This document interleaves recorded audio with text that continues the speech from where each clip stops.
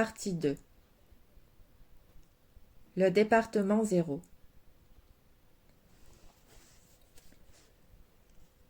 En 1980, 13 ans après la création de cette section secrète de la sécurité d'État, plusieurs directives avaient été mises en place pour cadrer ces objectifs.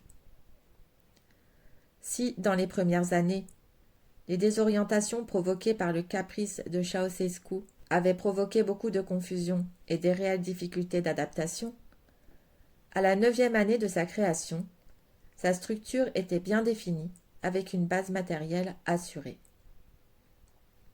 En outre, la question du financement avait été dès le début un point chaud, parce que Ceausescu, inexplicablement, avait apparemment oublié comment tout ceci allait être financé.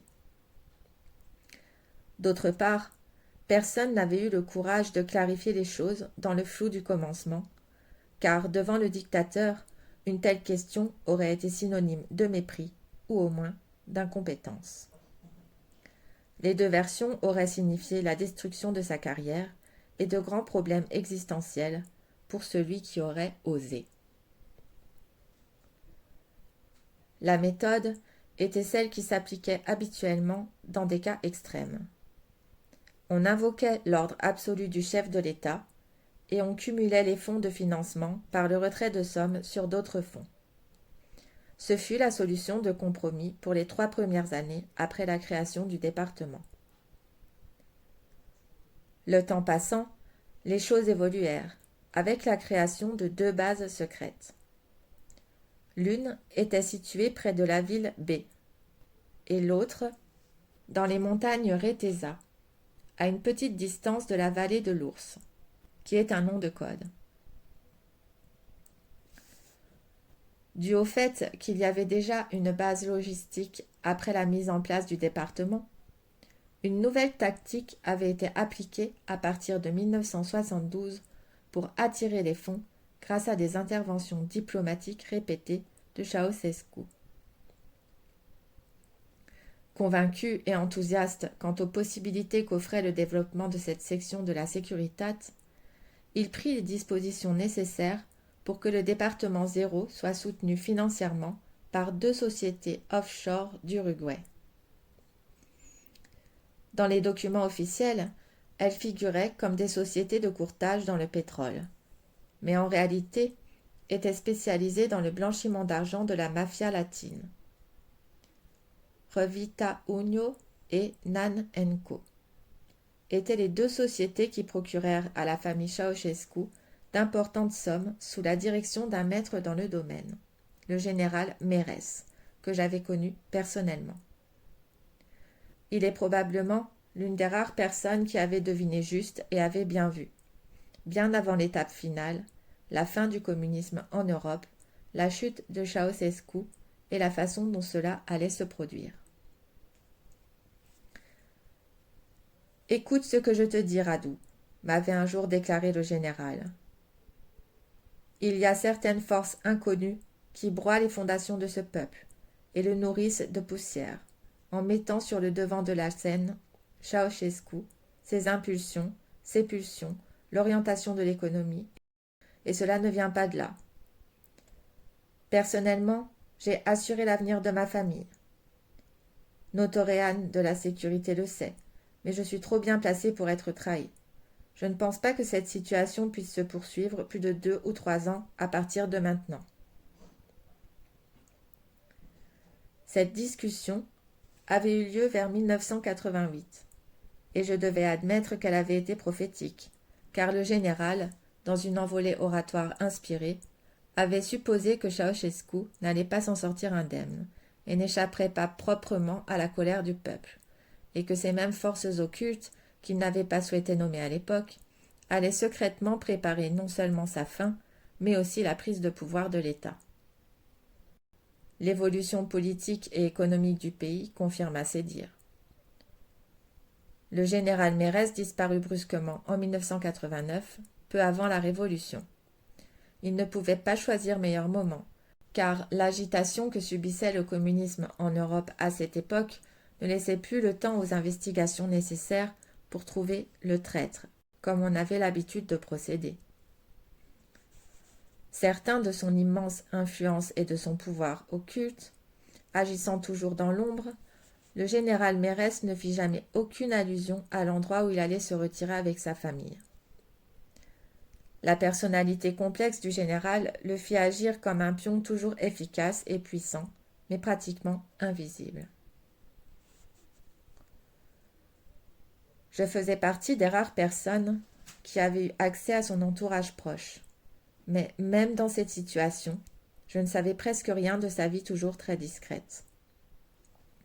Son instinct de conservation, son ego raffiné et son intuition d'exception dans les affaires lui avaient rapporté des succès financiers remarquables dans ces deux sociétés, qui avaient d'ailleurs été lancées grâce à ses relations diplomatiques solides et auxquelles Ceausescu faisait appel parfois. Même si au début il n'y avait eu que des rumeurs, on savait maintenant précisément, dans les hautes sphères du pouvoir, que Mérès était le personnage principal qui s'était chargé de l'ouverture et de l'alimentation du très controversé compte de la famille Ceausescu, dont la valeur avait été estimée à environ 1 milliard de dollars. Seul le général, et peut-être 2 ou 3 personnes, connaissaient exactement le montant de ce compte et son emplacement actuel. Il est cependant facile d'imaginer que le général Mérès, ayant la liberté et la confiance totale de Ceausescu pour l'administration de ces deux sociétés offshore, ne se limita point au remplissage des seuls comptes du dictateur, et qu'il se reversa de très grosses sommes sur ses propres comptes. Il est certain que Ceausescu avait deviné, mais ce fut la seule occasion où il ne prit aucune mesure punitive, car son propre intérêt financier était en jeu, et trouver un remplaçant à la hauteur eût été très difficile et délicat. On peut penser qu'entre Mérès et Ceausescu s'était établi une sorte d'accord tacite et réciproque, chacun feignant de ne pas faire attention à ce que pensait l'autre. Par conséquent, la position du général Mérès était tout à fait inédite dans le tableau politique et économique du pays, et il était considéré par ceux qui le connaissaient comme une sorte d'éminence grise du pouvoir. D'une certaine façon, Mérès était imprenable, et autant que je sache, il s'agissait de la seule situation que Ceausescu avait acceptée sans commentaire de toute sa carrière de dictateur communiste. Le plus plausible était qu'en ce moment même, pendant que nous parlions César et moi, le général vivait son âge d'or sur une île des Baléares ou en Crète, en suivant dans l'ombre, avec son sourire malicieux, la marche du pouvoir à Bucarest. D'un autre côté, la Roumanie avait perdu un homme avec des possibilités organisationnelles et décisionnaires d'exception. Il aurait probablement pu être un des piliers de l'État, mais il connaissait trop de secrets qui l'avaient amené à prendre sa retraite avant l'heure. Son intuition et son expérience diplomatique l'avaient grandement aidé à se retirer au meilleur moment. Ceausescu disposait ainsi de financements généreux pour le département 0, grâce aux deux sociétés gérées par Mérès. De 1968 à 1980, 5 personnes étaient passées par la direction du département, mais de tous, le colonel Obadea s'était le plus fait remarquer, après sa nomination en 1979, grâce à son esprit d'initiative et ses idées novatrices qui avaient optimisé l'activité du département. Parce que le champ d'action de cette section de la sécurité d'État était relativement obscur, et parce qu'il n'existait pas d'expérience dans ce domaine, Obadea eut la chance de recevoir un grand pouvoir de décision. On lui accorda l'autonomie du département et l'encadrement de l'activité dans la catégorie des grands secrets de l'État. Cela signifiait implicitement que la fonction du colonel Obadea était en quelque sorte équivalente, dans la hiérarchie du pouvoir, à celle d'un ministre. En raison de son implication tout à fait spéciale dans l'appareil de la Securitate, la fonction du colonel avait en effet beaucoup plus de poids, étant proche de celle d'un ministre d'État, mais elle ne pouvait être exercée dans l'environnement public. Dans la structure du département, le colonel Obadiah avait appliqué un principe simple. Information directe avec au maximum un intermédiaire et un personnel réduit au strict minimum. Cependant, il était nécessaire que ceux choisis pour travailler dans cette structure soient compétents et professionnels dans leur domaine. Pour appliquer ces idées de base, il ne pouvait faire de compromis. Il avait besoin d'une technique spéciale et d'un groupe d'élite paramilitaire entraîné spécialement pour des interventions inhabituelles. Le protocole de sa fonction secrète faisait du colonel Obadiah l'une des rares personnes qui avait un accès direct et immédiat à Ceausescu. C'est lui qui présentait les rapports chez le dictateur, et par mesure de sécurité maximale, il n'était dactylographié qu'en un seul exemplaire, signé et scellé par le colonel lui-même. Sa fonction était si importante qu'il ne donnait d'explication qu'au président ou au chef de la Securitate. D'autre part, il avait le pouvoir de demander l'aide et le soutien de n'importe quelle institution du pays. Une ligne téléphonique était installée entre lui et le cabinet de Ceausescu, et les informations et les rapports reçus du département entraient dans la catégorie secret d'État de grade 5. Les seules personnes à avoir accès à cette catégorie étaient Ceausescu, le chef de la sécurité d'État, le chef de l'état-major et bien sûr Obadiah. Peu après son investiture, le colonel avait présenté au dictateur une liste de 16 propositions qui présentaient l'infrastructure nécessaire pour un fonctionnement irréprochable du département. Ceausescu les avait toutes approuvées. Plus tard, craignant que le pouvoir d'Obadiah ne crée un précédent dangereux, il s'était créé des soupapes. Ainsi, le colonel ne pouvait pas agir auprès de toutes les institutions du pays, mais seulement auprès de celles qui avaient un rapport avec le domaine spécifique du département, même si les limites de cette restriction étaient vagues.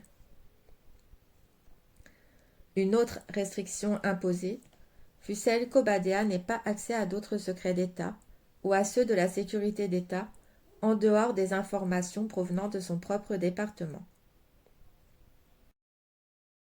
Enfin, il devait accepter d'être contrôlé par le chef de la sécurité d'État, sans que celui-ci ait un pouvoir décisionnaire, mais seulement celui de rapporter à Ceausescu.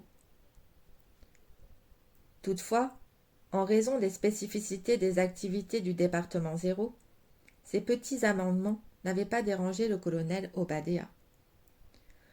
Son excellent travail dans les années qui suivirent démontra son professionnalisme et les capacités qu'il manifestait dans les relations, souvent compliquées, avec ses subordonnés.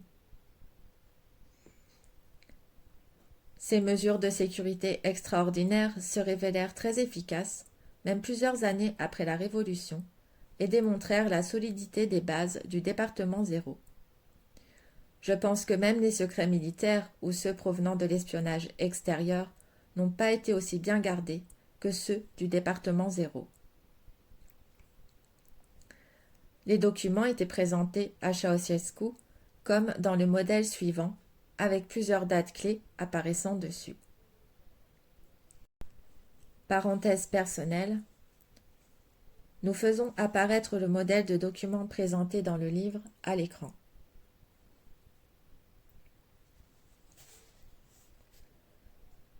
Après avoir eu connaissance du contenu du rapport, le chef de l'État avait une discussion sommaire avec Obadiah. Le dossier était repris par le colonel et enfermé dans un coffre-fort particulier dans son bureau, qui se trouvait dans la vallée de l'Ours, après avoir été préalablement scellé avec un morceau de carton rouge et un poinçon en plomb. Sur le carton était écrit « Accès limité. 1. Le président du pays. 2. Le chef du département 0. 3. Le chef de la sécurité d'État. »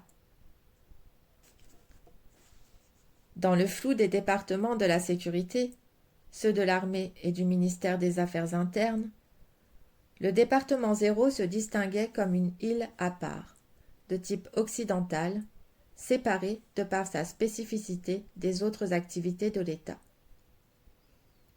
C'était cette ambiance qui régnait quand César fut amené au quartier général, pas très loin de B, en 1980. En comparaison de sa qualité de vie chez ses parents, il y avait ici tout le confort, l'accès à un équipement technique exceptionnel. Les plans du bâtiment ainsi que sa construction avaient été réalisés par une société américaine. Mais la technique et l'équipement avaient été commandés et importés de Hollande. Le bâtiment était achevé depuis environ 1 an, peu après la nomination du colonel Obadea. Il était composé de 2 corps, un pour le personnel et les activités de routine, et le second, plus grand et sophistiqué, destiné aux personnes sélectionnées, avec plusieurs appartements, une cuisine, une salle à manger et une section à l'écart où se trouvaient les laboratoires pour les différentes expérimentations. La zone de la base était encerclée par un mur de béton, et à 100 mètres autour, des militaires montaient la garde sans éveiller de soupçons. L'approvisionnement avait lieu 1 fois par semaine pour limiter les échanges avec l'extérieur. Quand César arriva à la base, il y avait déjà 4 autres sujets sur place, 3 enfants et un adulte. Chacun était logé dans un appartement du bâtiment principal. Ils avaient la permission de sortir à des heures fixes. Le programme était léger, mais la garde très stricte. Le personnel se composait de 10 personnes, 9 hommes et 1 femme de 35-40 ans, la conseillère du mystérieux docteur Zien. Je vais arrêter là la description, bien que César m'ait décrit en détail l'endroit et les activités qui s'y déroulaient.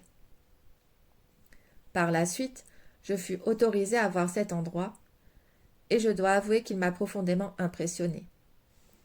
Même s'il n'avait plus le même emploi que dans les années 80, une activité secrète et sévèrement contrôlée continuait de s'y dérouler. César resta pendant 5 ans dans cet endroit. Il avait rapidement compris qu'il ne reverrait probablement jamais ses parents, et que dans ce lieu, on lui offrait l'opportunité de développer ses capacités spéciales.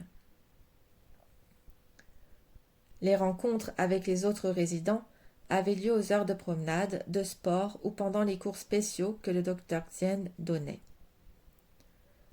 Chacun des résidents était doté de certains pouvoirs que César m'avait décrits sommairement et avec beaucoup d'humour. Un des enfants, un garçon de 14 ans, se distinguait par son nombril d'environ 10 cm qui couvrait une grande partie de son abdomen. Peu importait la météo, le garçon ne portait qu'un pantalon fin en coton. Il s'appelait Edward. Son rayonnement mental était si puissant que celui qui se trouvait dans son champ devenait timide, incertain, allant même jusqu'à ressentir une peur inexpliquée et oppressive.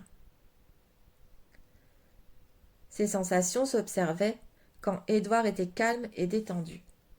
Mais si pour une raison quelconque il se mettait en colère, on pouvait voir de petits flashs, comme des étincelles, sur son corps, en particulier autour de la tête. Dans ces moments-là, les objets proches se cassaient ou se déformaient. Pour cette raison, on ne trouvait que des objets en bois et en plastique dans l'appartement qu'il habitait, car on pouvait facilement les remplacer. Pendant l'été, son appartement était relié à un système de climatisation particulier, car le garçon ne supportait pas les températures supérieures à 20 degrés. L'option de cet air climatisé n'était pas vraiment satisfaisante, parce qu'Édouard s'en plaignait, et disait que cela le privait de la composition énergétique de l'air et que ça lui provoquait des difficultés. La principale capacité paranormale du garçon était le pouvoir de télékinésie. Il pouvait déplacer des objets uniquement par la volonté. Il était capable de soulever de loin différentes choses, en les maintenant ou en les déplaçant pendant plusieurs minutes. Peu impressionné par les capacités de son collègue, César me raconta que l'expérience ultime d'Édouard fut de soulever une sphère d'eau dans l'air et de la déplacer dans l'espace de la chambre.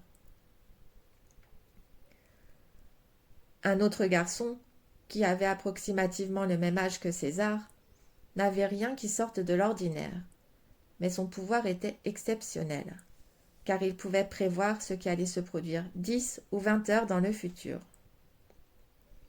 Octavian avait même réussi à améliorer ses performances, allant jusqu'à 28 heures dans ses prédictions de plus en plus précises.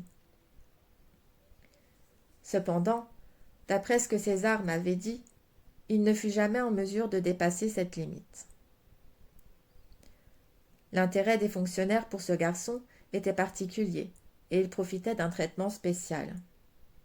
Même pendant les heures de pause, quand les autres enfants jouaient, il était accompagné d'individus qui le surveillaient, afin qu'il ne prédise rien aux autres.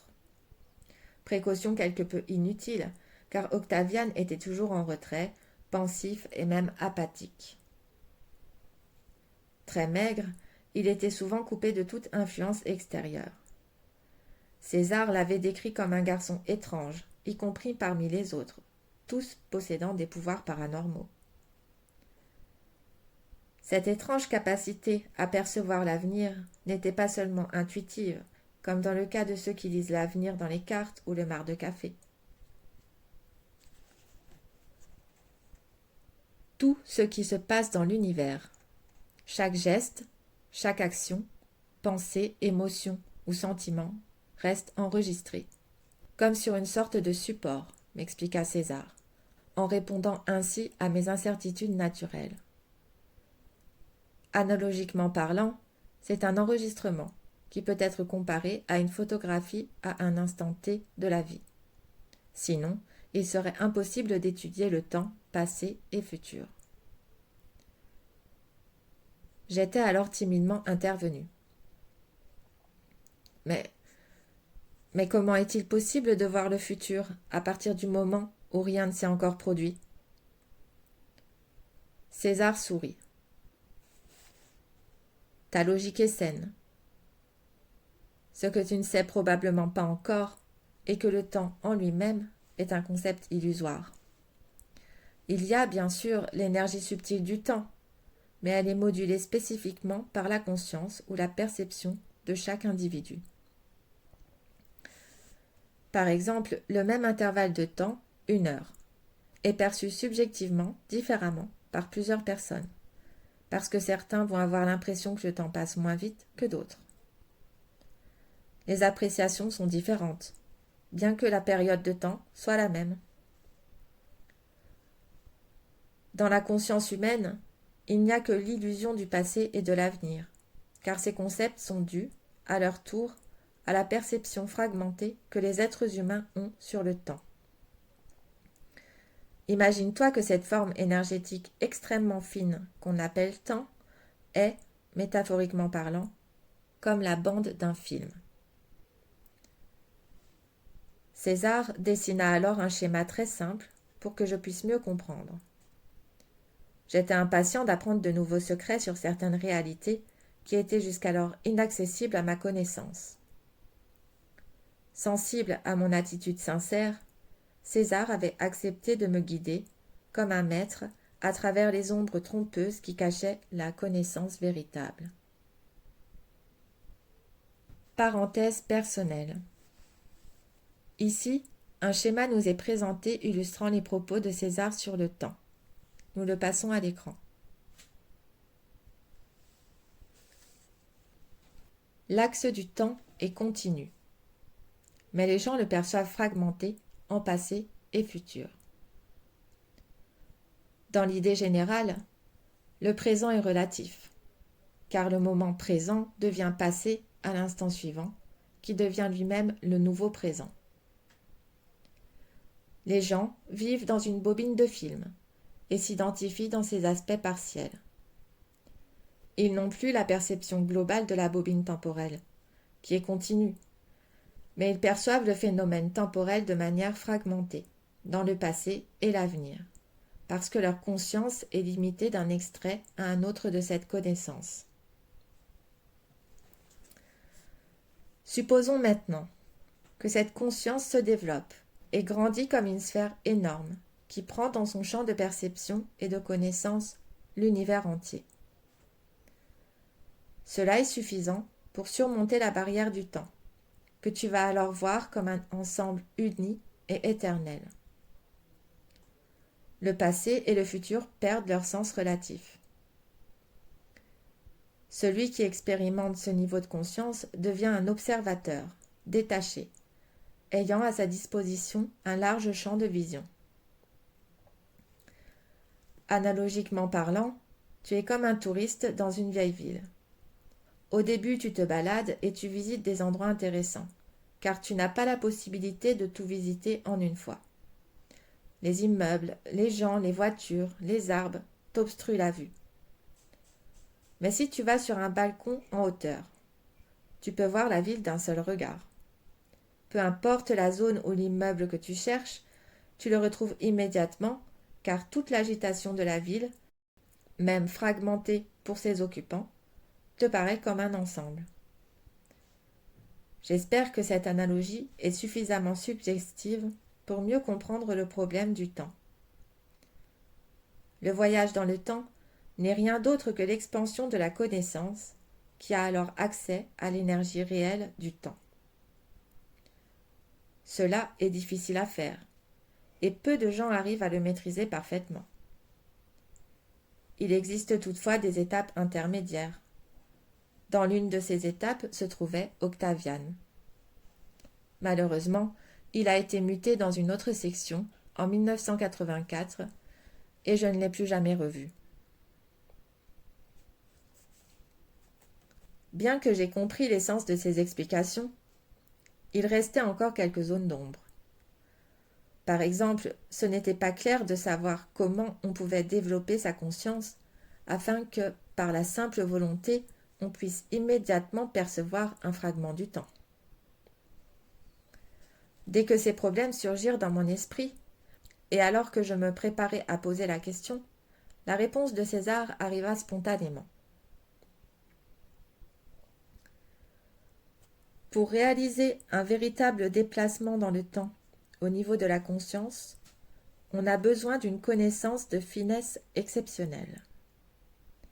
Dès que la cible temporelle est fermement fixée au niveau mental, en se concentrant sur cette zone, on va déclencher un processus de résonance, grâce auquel tu arrives à vivre dans le laps de temps cité, en t'identifiant parfaitement avec tes émotions et les caractéristiques de l'époque, tout comme le spectateur d'un film qui d'une certaine manière entre dans la réalité de ce qu'il voit.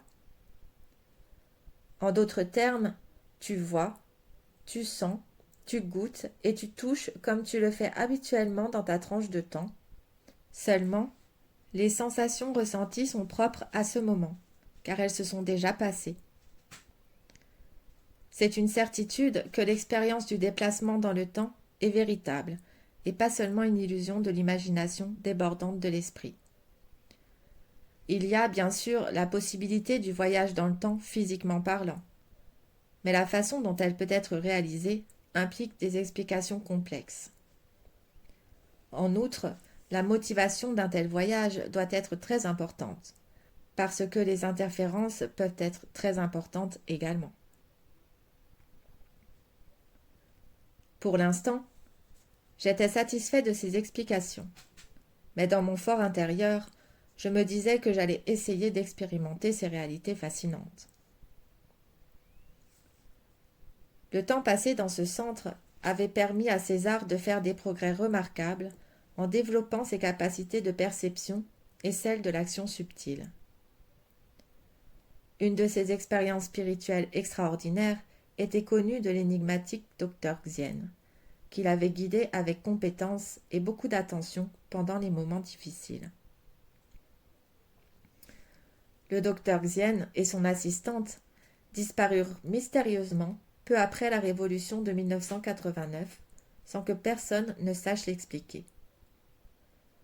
Le point de vue général était que le contrat qu'il avait conclu était arrivé à son terme. J'étais certain que César connaissait la vérité sur ce sujet, mais pour diverses raisons, il ne souhaitait pas me donner plus de détails. Les contacts entre César et les autres occupants de l'établissement étaient peu nombreux et de circonstance, car à cet égard il y avait des règles strictes. Par ailleurs, jusqu'au début de l'année 1986, c'était le seul à avoir été maintenu dans l'établissement sans être transféré. Aucun de ceux qu'il avait trouvés là-bas en 1980 n'était présent à son départ. Avec le temps, ses camarades avaient été envoyés dans d'autres villes, mais les raisons de ces transferts restaient inconnues. À la place de ceux qui partaient, des nouveaux arrivaient à chaque fois, et César n'avait pas le temps d'apprendre grand-chose sur eux, car ils repartaient relativement vite. L'année 1986 fut un tournant dans la vie de César, avec une expérience spirituelle hors du commun. Les événements de cette période étaient étroitement liés à la présence et aux actions du chef du département, le colonel Obadéa. Il appréciait particulièrement César, et souvent, ils discutaient ensemble de divers aspects qui impliquaient l'activité du département.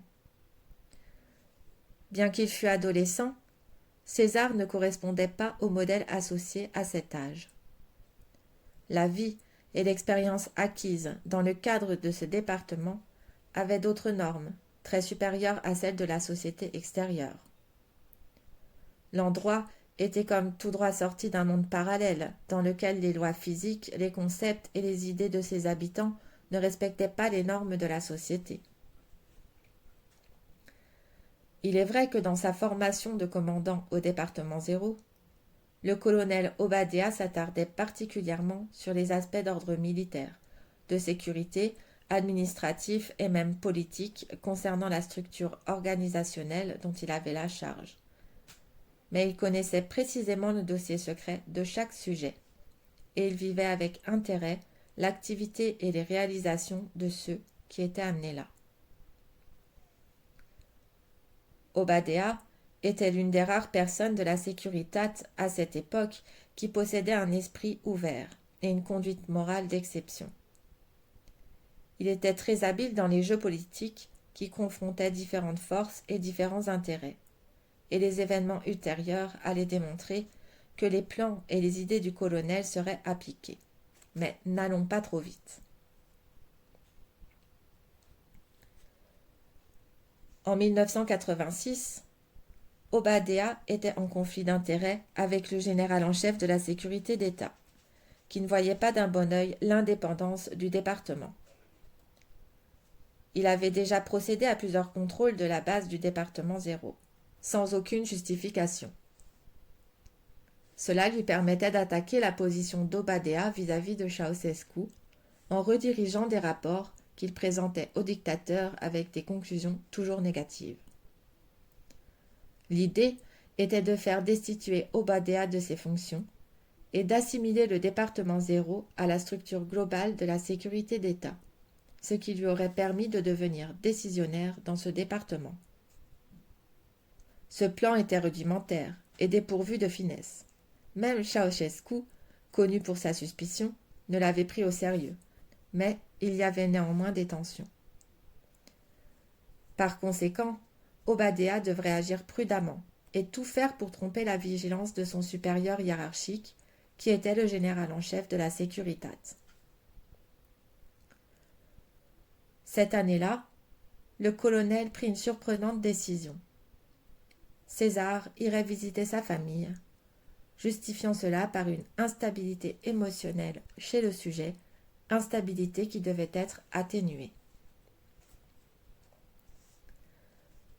En réalité, me précisa César avec un sourire, son intention était tout à fait différente. La visite que j'allais faire à mes parents n'était qu'un leurre, pour cacher une action beaucoup plus importante me concernant, car je connaissais parfaitement la situation de ma famille, même si physiquement j'étais loin d'elle. Je savais que mon père était mort 2 ans auparavant d'un stupide accident, et que ma mère avait très mal supporté cette perte. Tu dois te demander comment je suis arrivée à savoir tout cela sans m'éloigner de la base et sans que personne ne m'en parle. Je dirais seulement que mon corps physique est limité dans son travail. Mais la liberté de pensée et d'action de mes autres corps est très grande. Face à ma stupéfaction et mon incrédulité affichée, César continua d'expliquer avec patience et bienveillance.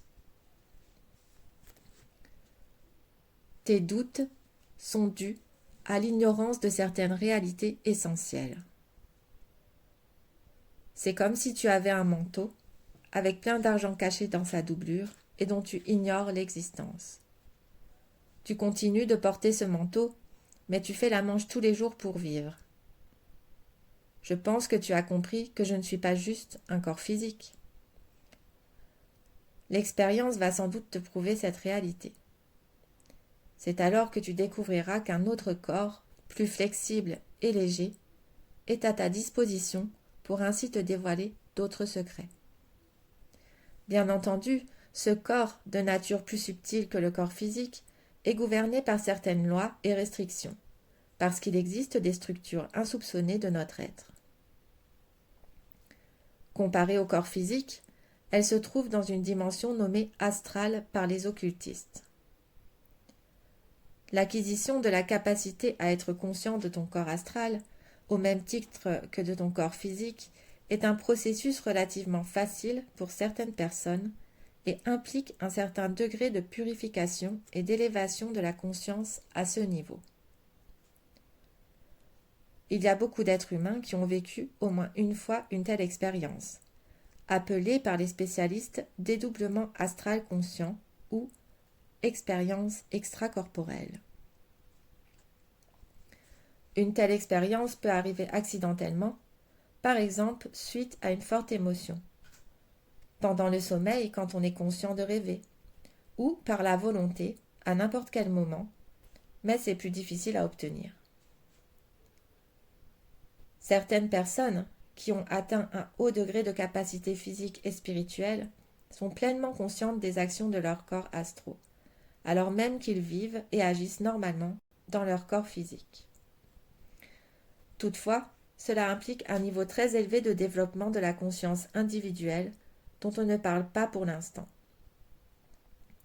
Généralement, ceux qui vivent l'expérience du dédoublement astral conscient souhaitent obtenir des informations ou accéder à des endroits ou des circonstances particulières pour des raisons égoïstes et malveillantes. Cette méthode a été et est encore utilisée avec une certaine marge d'erreur dans les actes d'espionnage militaire, économique ou politique par les grandes puissances mondiales. Mais ceux qui pratiquent cette puissance psychique de manière égoïste doivent faire face à de nombreux échecs et déceptions au niveau inférieur de la pensée et du comportement, parce qu'ils ignorent certaines lois essentielles dans l'harmonie entre l'action et son résultat. C'est comme un tuyau dans lequel l'eau circule librement. Si des saletés commencent à se déposer, cela encombre cette circulation pour finalement la bloquer complètement. Par conséquent, beaucoup de ceux qui ont apprécié au début leurs divers pouvoirs psychiques qu'ils ont acquis ou dont ils disposaient déjà, ont pu constater avec le temps une diminution de ces pouvoirs jusqu'à leur disparition totale dans certains cas. Tu dois comprendre l'importance d'une telle responsabilité d'action. Sache que dans leur grande majorité, par ignorance ou commodité, les gens préfèrent nier des choses ou des faits auxquels ils n'ont pas accès immédiat par le toucher ou l'expérience directe.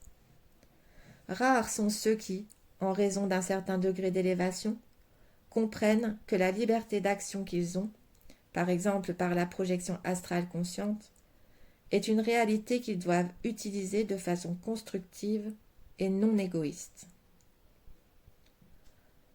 On peut observer et connaître des aspects de la vie ordinaire, mais il est également possible de connaître des secrets que certains voudraient obtenir, mais sans en avoir la capacité. Bien que sur le plan astral comme sur le physique, il existe certaines barrières qui bloquent l'accès à des informations secrètes. La liberté d'action et de mouvement est incomparable à celle du plan physique. Les obstacles du domaine astral sont destinés à filtrer ceux qui veulent connaître certains secrets, tant par leur fréquence vibratoire que par leurs intentions poursuivies. Dans le domaine astral, le mouvement est complètement différent de celui du monde physique. Il se plie à la volonté avec une certaine vitesse, généralement élevée ou presque instantanément, et ce, dans tous les coins de la planète, sous l'eau, sous terre, en surface ou dans l'air. Les plus spéciaux sont les mouvements dans l'espace, sur d'autres planètes ou corps célestes. Mais dans une première phase, ces expériences doivent se limiter à notre système solaire. Peu à peu, en fonction de la compréhension des lois secrètes de l'univers, les mouvements peuvent s'étendre au niveau galactique afin d'explorer les différentes parties de notre galaxie. Concernant les projections de notre conscience individuelle à l'échelle intergalactique, elles s'effectuent avec d'autres corps, plus subtils que l'astral, mais nous n'allons pas aborder ici et maintenant ce sujet. Ce que je voulais te faire comprendre, c'est que la matière physique n'influence pas le mouvement du corps astral. En revanche, ce mouvement est obstrué par certaines forces et entités agissant dans certains points ou zones clés, tant sur le plan astral que sur le physique, où l'accès à l'information est bloqué. Par exemple, ce genre de restriction peut être trouvé dans la protection de certains trésors ou dépôts de nature secrète, à certaines portes, souterrains ou chemins d'accès rapide vers d'autres points de la planète ou même d'autres mondes. À d'autres moments, les blocages astraux limitent l'accès à certaines initiations occultes protégées par des entités spécialement invoquées. Il ne faut pas comprendre que ces restrictions sont immuables. Elles concernent surtout ceux qui ne sont pas suffisamment évolués pour affronter certains mystères sans les utiliser dans un but personnel. Il reste encore beaucoup à raconter sur les moyens d'acquérir la puissance de la projection astrale et d'autres détails qui se rapportent effectivement au fractionnement astral, mais viendra le moment où nous aurons l'occasion d'en discuter plus en détail. La véritable intention du colonel Obadiah n'était pas de m'envoyer à F pour visiter ma mère, accompagné d'un garde spécial bien sûr, mais de faire un déplacement secret au monastère Cernica près de Bucarest. Tu peux imaginer qu'en ce temps, le déplacement de certaines personnalités politiques ou militaires du pays était très dangereux. Je ne savais rien du but de ce voyage jusqu'à ce que l'on soit arrivé aux portes de l'église. J'étais accompagné du colonel Obadiah et le trajet avait eu lieu de nuit en hélicoptère jusqu'à Bucarest et jusqu'à Cernica en véhicule tout-terrain. En chemin, le colonel m'avait dit qu'il voulait que je rencontre et que je parle à une personne d'église, un prêtre particulier qui était un vrai saint dans sa vie, avec des grands pouvoirs et grâces divines. À l'entrée du monastère, il y avait beaucoup de véhicules, des gens venus des 4 coins du pays pour visiter le monastère et pour prier. Le colonel Obadiah m'avait expliqué que quasiment tous ces gens attendaient de parler avec ce prêtre, Arseni Boka. Notre rencontre était déjà programmée, et pendant qu'on traversait la cour du monastère pour aller vers la cellule du prêtre, j'ai observé 2 gardes en civil d'un côté et de l'autre de la porte.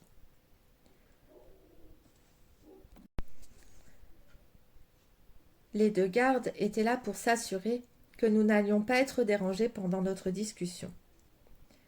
Bien qu'il ne fît pas encore jour, dans la cour quelques moines s'activaient rapidement et discrètement pour la prière du matin.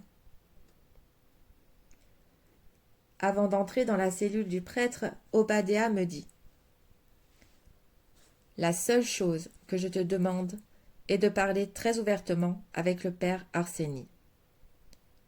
Nous serons juste le prêtre et nous dans la cellule. Et cette discussion doit rester top secrète. Nous avons beaucoup d'ennemis. » Je hochai la tête en signe d'accord. Le colonel était un homme intelligent qui savait passer entre les mailles du système communiste imposé par Ceausescu. Il avait bien deviné que les jours de cette dictature étaient comptés. Nous étions en 1986. Pendant cette période, les actes du colonel devaient laisser l'impression d'une activité irréprochable, en parallèle à la préparation du terrain pour le nouveau passage. Il avait tenu 7 ans à la tête du département, fait rarissime pour l'époque, et il voulait éviter toute erreur, surtout à présent, quand l'espoir d'une nouvelle vie se présentait pour la totalité du pays. Toute action dans ce sens devait être planifiée minutieusement et exécutée avec une grande application. Le changement que tout le monde attendait, la population et certains chefs politiques et militaires, était imminent, mais il devait se produire dans des conditions de sécurité maximale pour prévenir toute défaillance possible. Toute organisation était dangereuse et la confiance quasiment impossible. Il ne restait au colonel Obadéa qu'un petit couloir d'action très étroit, celui du département 0, dont il était le chef. Intelligemment utilisé, ce plan d'action pouvait se révéler très efficace. Le colonel n'avait pas d'aspiration politique et ne voulait pas non plus entrer dans la sphère des affaires. Il était principalement intéressé par la transition, le maintien et le développement de ce qui avait été réalisé dans le cadre du département. Il avait une vision pratique des événements entourant le département, ainsi qu'une grande confiance dans les aspects occultes et initiatiques, cherchant à combiner de façon utile les conjonctures de la vie physique avec des méthodes d'action subtiles. Prudent, le colonel Obadéa calculait soigneusement chaque étape avant qu'elle ne s'avère fatale. Dans sa situation, ce n'est pas sa fonction qui était en danger, mais sa vie. Même si ses relations avec Ceausescu étaient assez bonnes, il n'avait pas le droit à l'erreur, parce qu'il savait que le dictateur n'allait pas hésiter un instant à l'exécuter si ses intentions étaient démasquées. « Les loups sont toujours à l'affût », me disait-il souvent. Son plan était relativement simple.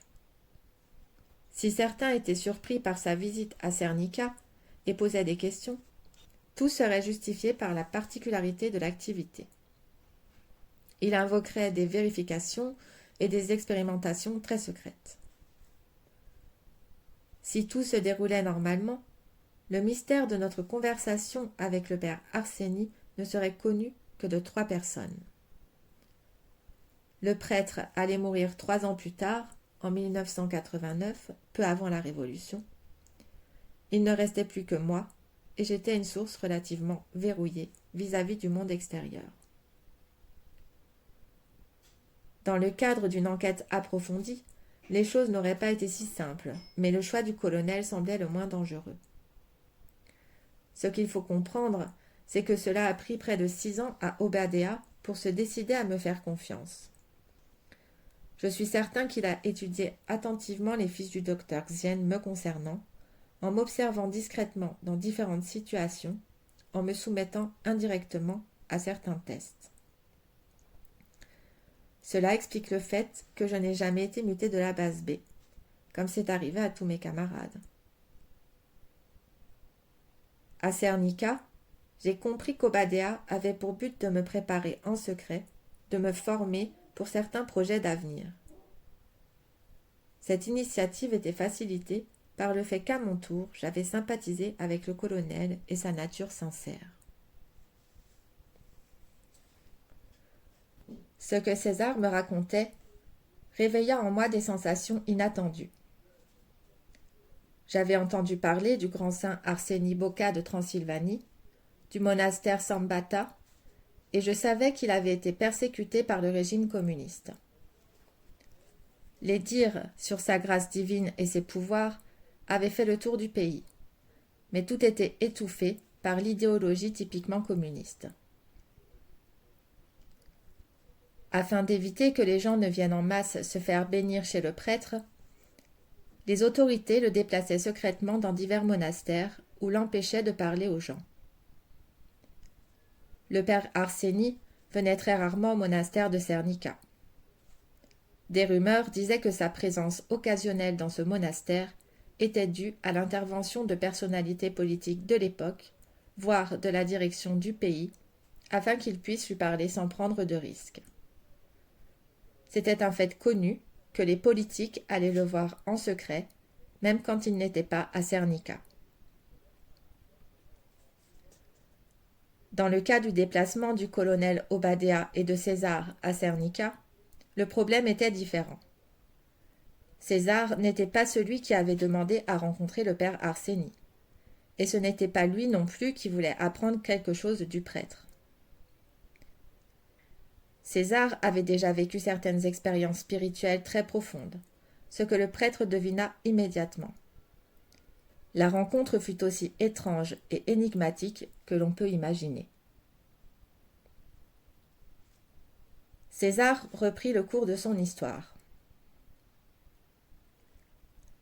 En effet, à l'aube de cette journée, il régnait un climat étrange à Cernica. Personne ne savait ce qui se passait, qui devait venir ou ce qui allait suivre. Cette agitation n'était perceptible que de l'extérieur, parmi les fidèles qui attendaient d'accéder au monastère, alimentés par des incertitudes et des hypothèses. J'ai appris plus tard qu'à un certain moment, les gens furent traversés par un frisson à la rumeur que le père Arseni pouvait être incarcéré. Le psychisme des masses est très instable et d'une grande réceptivité. Certaines personnes et organisations occultes connaissent des méthodes pour influencer de manière décisive, juste par la parole, les opinions de grands groupes de gens. En outre, sur cette caractéristique concernant l'inconscient des masses humaines, s'appuient des théories de la diversion, de la rumeur et de la manipulation. De plus, en étant soutenu par une influence et une manipulation théologique, par exemple par le biais des ondes d'énergie à une certaine fréquence, les effets sont garantis. Il ne faut cependant pas conclure que les masses sont dépourvues de spontanéité. Le problème est plus complexe, car les méthodes de manipulation utilisées sur le plan physique peuvent être contrées avec succès et éliminées par des actions de nature purement spirituelle, surtout avec l'aide de plusieurs personnes. Dans le cas de la manipulation maléfique, les gens deviennent comme des robots en exécutant des actions mécaniquement. Leurs esprits sont alors pratiquement inertes. Mais dans le cas de l'action positive et profondément bénéfique réalisée grâce à des méthodes initiatiques, leurs esprits profitent d'une grande liberté et de l'ouverture de leur horizon individuel. C'est alors qu'ils commencent à comprendre l'importance fondamentale du libre arbitre dont ils disposent. Et c'est là la lutte des groupes occultes. La suppression, par tous les moyens, du libre arbitre, de la possibilité de liberté individuelle et des capacités de connaissance de la vérité de l'existence.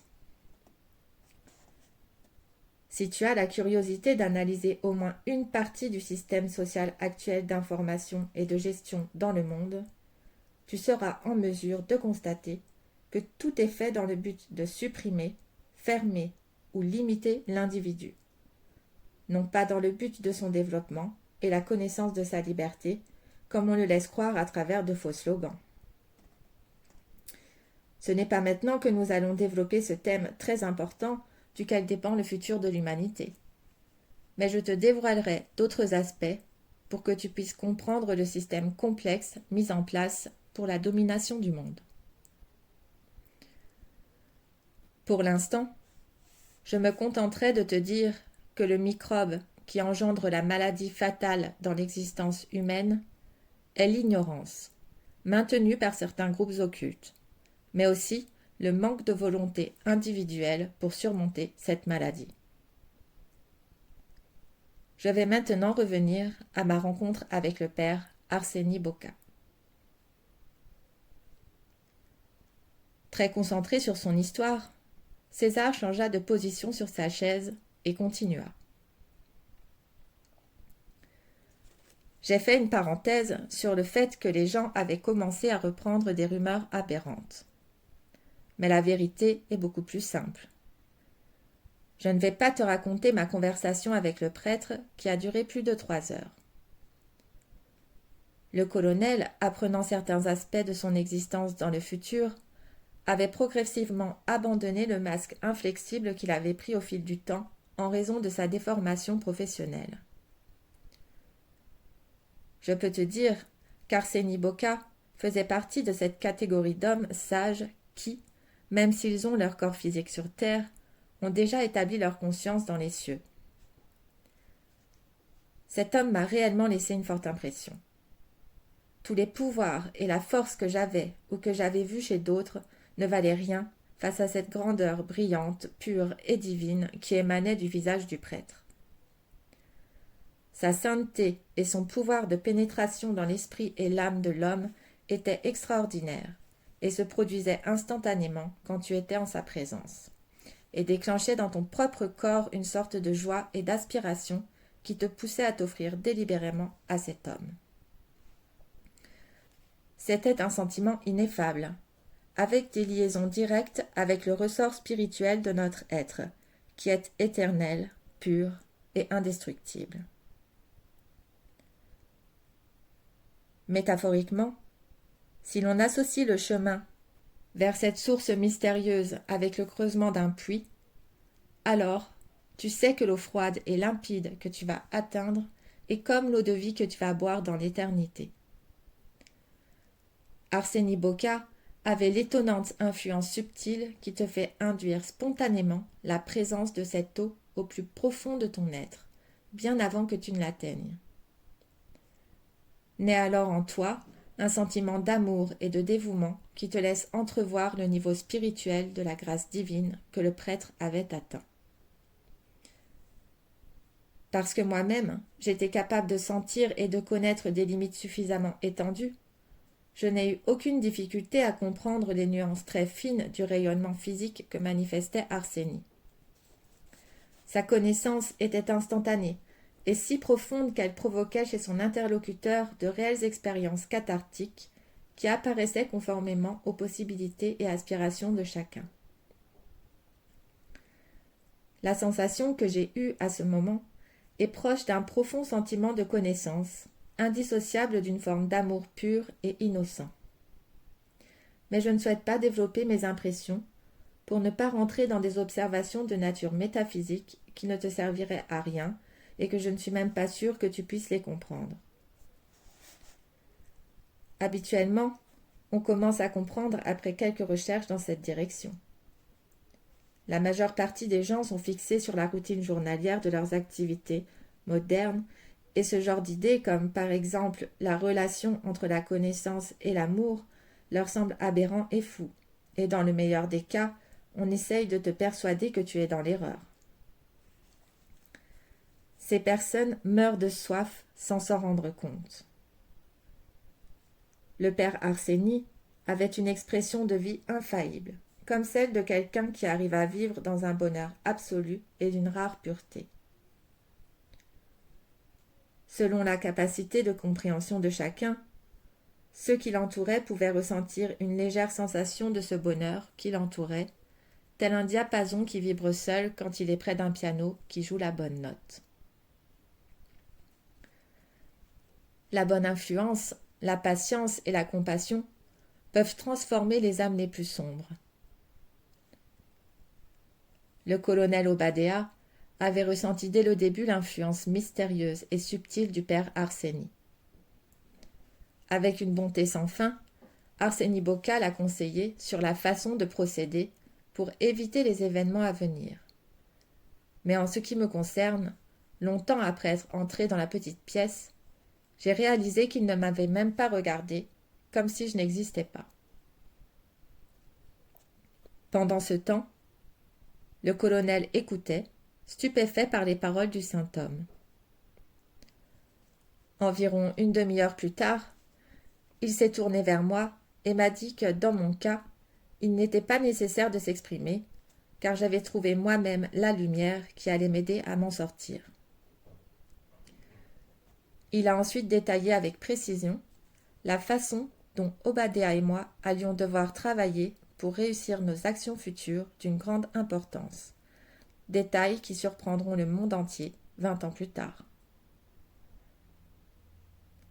Même si je me trouvais déjà dans un état profond quand il a commencé à tout expliquer en détail, je fus secoué par un tremblement puissant dans tout le corps qui entraîna dans mon esprit l'émergence de certaines intuitions et corrélations complexes.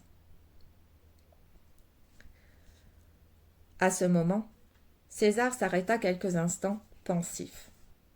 Moi, j'étais agité et tendu. Cela signifie que le père Arseni t'a également parlé de moi, du fait que nous allions nous rencontrer et que tu me raconterais tout cela et que tu me proposerais de publier un livre sur ces événements ? Il sourit et conserva une attitude concentrée. Il nous a précisé que nous allions trouver les moyens adéquats de semer puis d'accompagner la floraison du développement spirituel de ce peuple. Il a spécifié que des informations allaient être publiées qui auraient un rôle important dans ce processus. Mais les aspects secondaires de cette réalisation, comme ta décision et d'autres éléments autour, tenaient de ma propre organisation et des modalités que j'aurais mises en place pour cette action. A-t-il parlé de la grande découverte qui allait être faite et de l'endroit ? Ai-je alors insisté ? Non, il n'a rien dit dans ce sens. Il a juste dit que cela allait sûrement être sur notre territoire et que l'impact serait tellement grand qu'il n'avait pas besoin de donner plus de détails. Mais il a répété à plusieurs reprises que ce serait une bataille féroce. Toutefois, je ne savais pas à quoi il faisait allusion.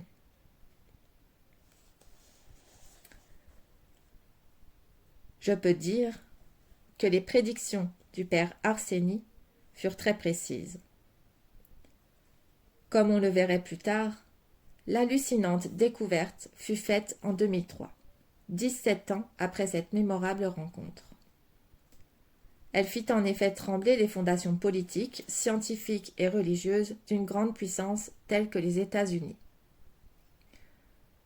Ce devint immédiatement un terrible secret mondial et impliqua une lutte diplomate avec des pressions politiques extraordinaires, parce que la Roumanie avait souhaité présenter cette découverte au monde entier. Du fait de sa spécificité, cette découverte menaçait l'influence idéologique, politique du Vatican et brisait irrémédiablement à la fois la conception anthropologique de la science moderne et les idées sur l'histoire de l'humanité sur notre planète. Au moment où il me racontait la discussion avec Arseni Boca, César lui-même ne connaissait pas la nature de cette découverte qui allait être faite, ni où, ni comment, parce que notre conversation avait eu lieu au début de l'année 2002.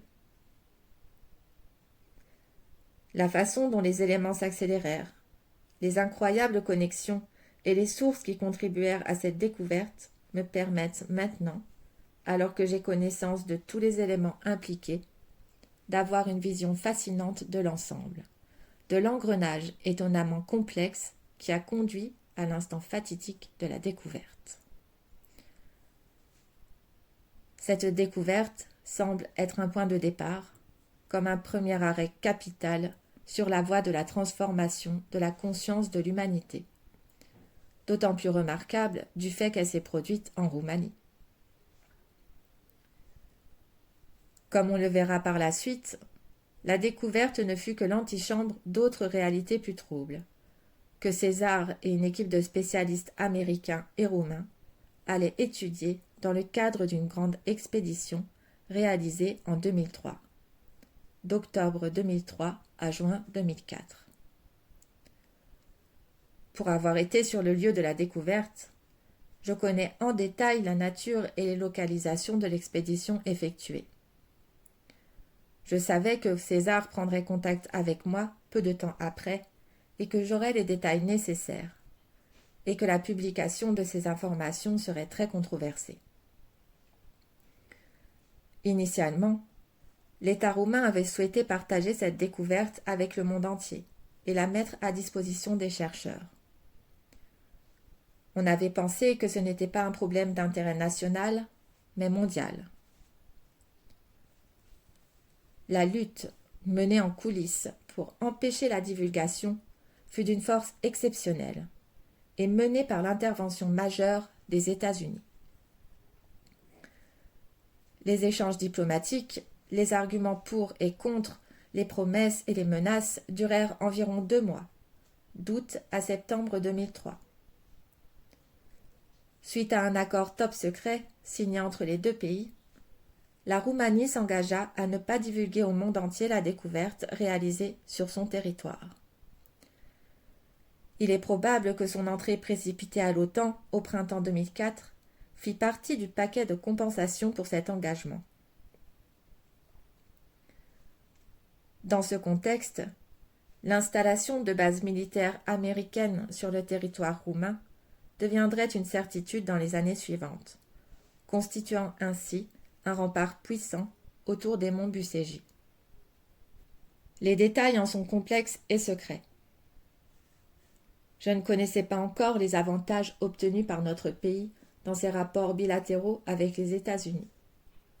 Mais il existait une certaine bienveillance au plus haut niveau diplomatique.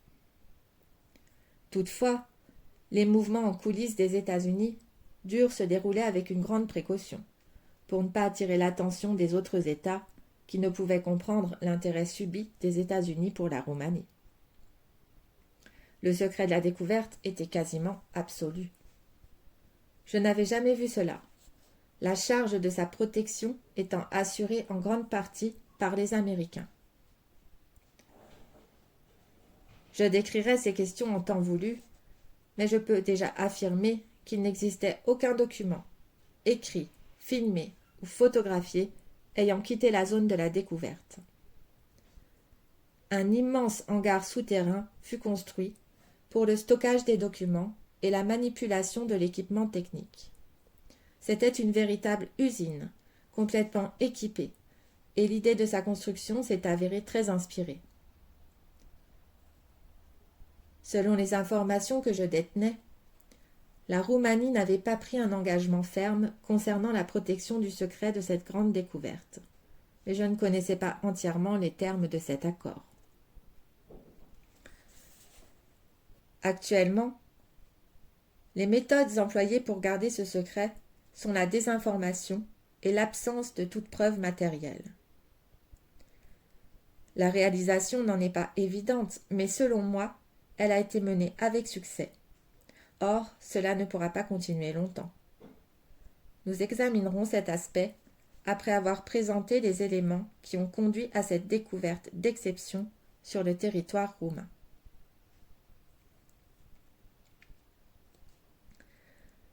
L'idée était de ne faire aucun faux pas au cours de cette période pendant laquelle le dictateur commençait à se sentir coincé, poursuivit César.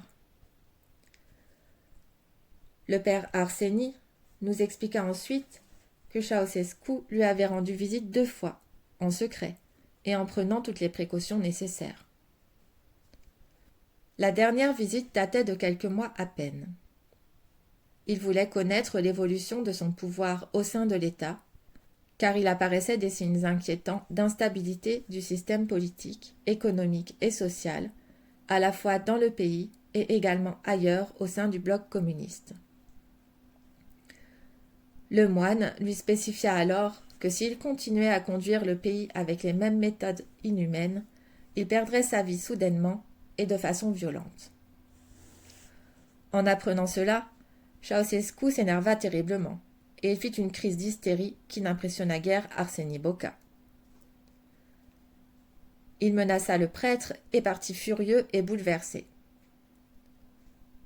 Le père Arseni nous révéla qu'il savait qu'on souhaitait sa mort, et que des actions menées dans ce sens avaient débuté immédiatement après cette entrevue.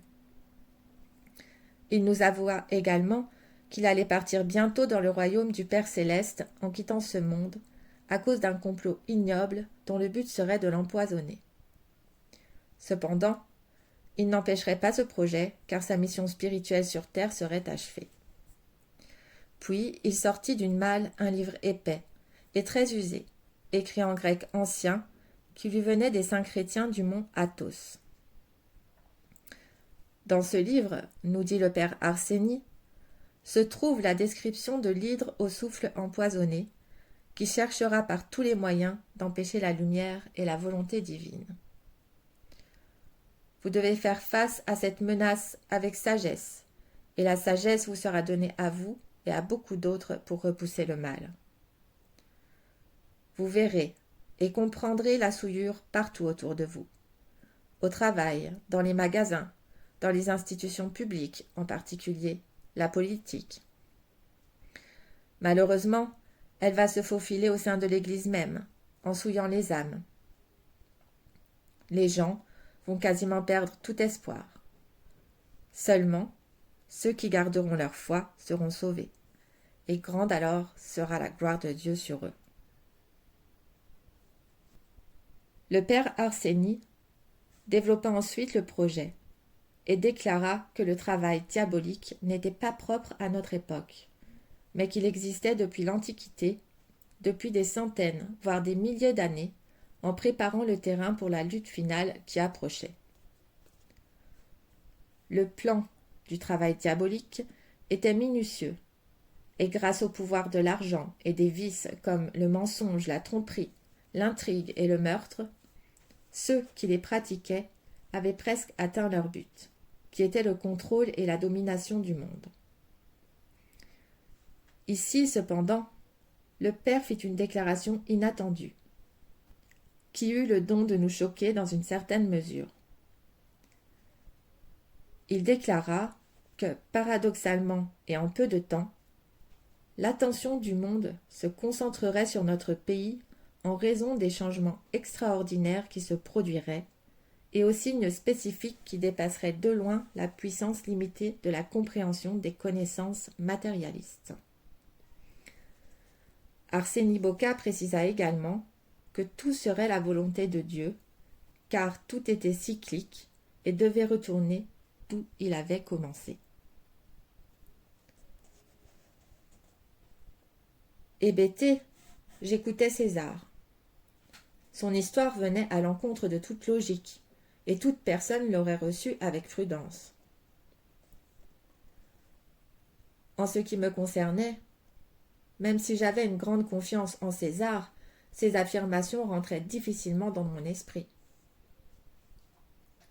Premièrement, je ne disposais d'aucune base référentielle pour le comprendre et l'accepter. Deuxièmement, ma foi n'était pas encore très forte. J'avais donc l'impulsion de considérer les prédictions du père Arseni comme étant erronées et fantasmagoriques. Cependant, quelque part, dans les profondeurs de mon cœur, brillait une lumière qui me donnait un profond sentiment d'espoir, et aussi des frissons à l'idée des temps qui allaient venir. Accidentellement, après mes discussions avec César, j'eus l'occasion de lire quelques brochures qui abordaient le même sujet, écrites par des auteurs différents.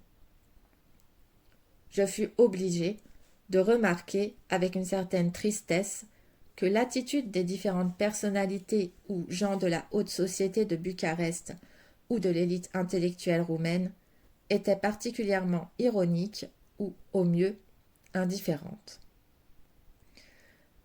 Évidemment, on ne pouvait pas attendre que de telles prédictions aillent les réveiller immédiatement de leur engourdissement spirituel, esclaves de leurs conditions extérieures de luxe, de confort, de richesse, d'influence et de pouvoir. Il existait une chance qu'au moins une partie de ces personnes se pose des questions au sujet de la vie qu'elles menaient et la nature de leurs actions.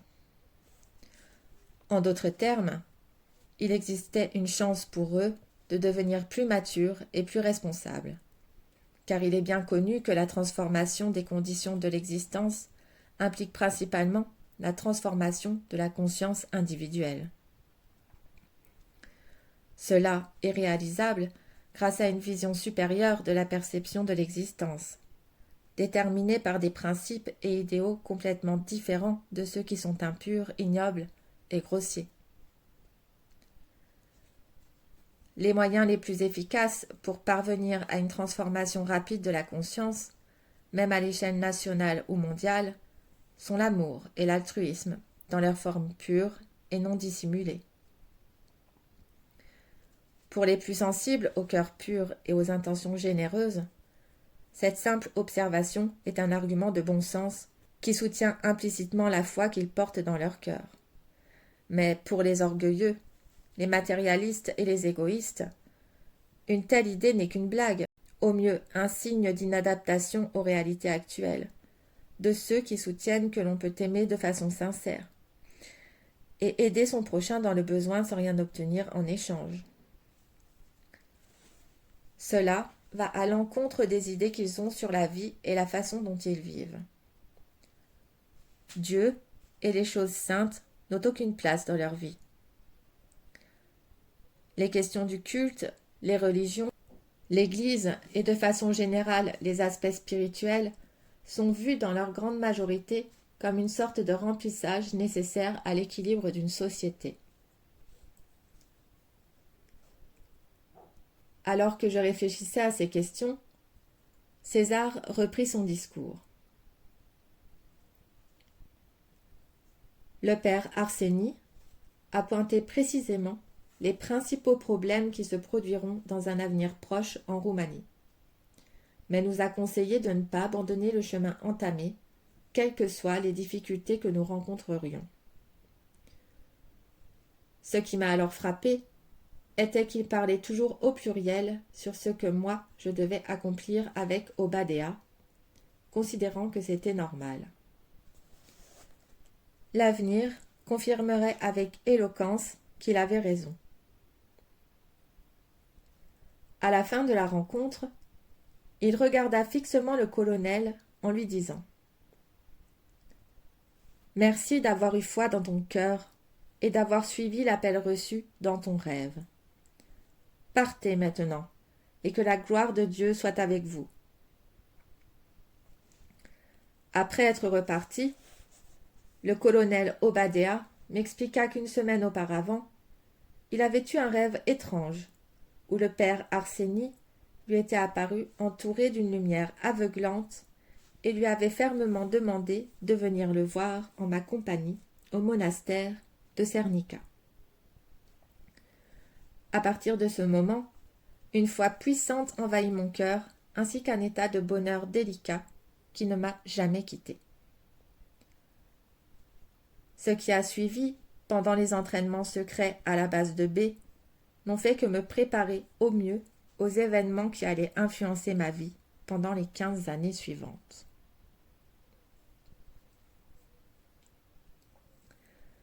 César interrompit alors son récit, étant appelé en urgence à un certain endroit. J'assimilais un peu à la volée la multitude d'informations auxquelles j'étais confrontée, et je formulais différentes conclusions selon ma propre compréhension. Si quelque chose ne me semblait pas clair, j'écrivais le problème sur un papier et l'on en rediscuterait lors d'une rencontre ultérieure. Plusieurs mois avaient passé depuis la dernière rencontre, temps au cours duquel j'avais mis en ordre les principales idées et débuté le plan du travail à venir.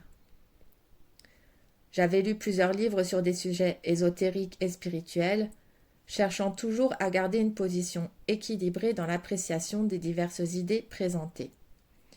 Je structurais ainsi de façon progressive des informations et des aspects initiatiques, de par leur mystère et leurs originalités, constituant ainsi une mine de richesse inestimable pour ceux qui sont intéressés par l'approfondissement du sujet. Jusqu'à juin 2003, je rencontrai César par 2 fois. Le contenu de son récit souligna la nécessité d'écrire ce livre. Par ailleurs, je pense que ce furent les conversations les plus palpitantes, durant lesquelles César me révéla des vérités stupéfiantes sur les moyens occultes de domination du monde. En même temps, je pus comprendre de façon profonde les nuances subtiles du bien et du mal que j'ignorais totalement. Toutes les implications factuelles, morales et psychologiques que je présenterai encore furent relatées par César avec patience et persévérance, même lorsque je souhaitais des informations supplémentaires, car il pensait que ces aspects étaient l'essence même du message qu'il souhaitait passer au monde. Pour ma part, dans la conjoncture actuelle, tant au niveau national que mondial, la présentation détaillée des plans et des actes de l'organisation occulte redoutée constituait quasiment un devoir moral, et une impulsion naturelle me poussait à agir. À mon avis, les gens devaient être avertis de l'immense danger que l'organisation représentait, le danger se propageant partout dans le monde comme la peste. Ils devaient être mis au courant des méthodes spécifiques et des actions de l'organisation, telles qu'elles se reflétaient dans la vie quotidienne, et de comment se défendre des machinations, intrigues et chicaneries qui étouffaient toute tendance de liberté. Parce que les gens étaient structurés de façon différente, ils sentaient, pensaient et agissaient de façon différente. Par conséquent, les informations que je présenterai par la suite soit les rendraient méfiants, sceptiques, ironiques ou négligents, soit cela les secouerait au plus profond de leur être et leur ferait découvrir les tenants et aboutissants des agissements du plus terrible fléau qui ait jamais menacé l'humanité, à savoir l'organisation occulte qui était la franc-maçonnerie. C'était une maladie grave. Elle broyait le corps de l'humanité, en menaçant d'arriver à son entière destruction. La franc-maçonnerie utilisait comme méthode le courant d'opinion, qu'elle dirigeait dans n'importe quelle direction lorsque ses intérêts étaient en cause. Cette même arme pouvait être et devait être retournée contre l'assaillant. Lorsque l'on arrivait à une compréhension correcte et profonde de certaines réalités, la liberté de pensée et d'action des humains devenait une véritable source de bonheur. En fait, la liberté de pensée et d'action représentait la menace la plus terrible pour la franc-maçonnerie, parce que cette liberté permettait aux gens de devenir lucides à la fois en termes de conditions existentielles, mais également sur la façon dont la société contemporaine était structurée. La liberté de pensée et d'action des peuples conduirait inévitablement à l'effondrement de l'immense échafaudage maléfique de plans, intrigues et idées constitués avec tant de mal par la franc-maçonnerie pendant des générations.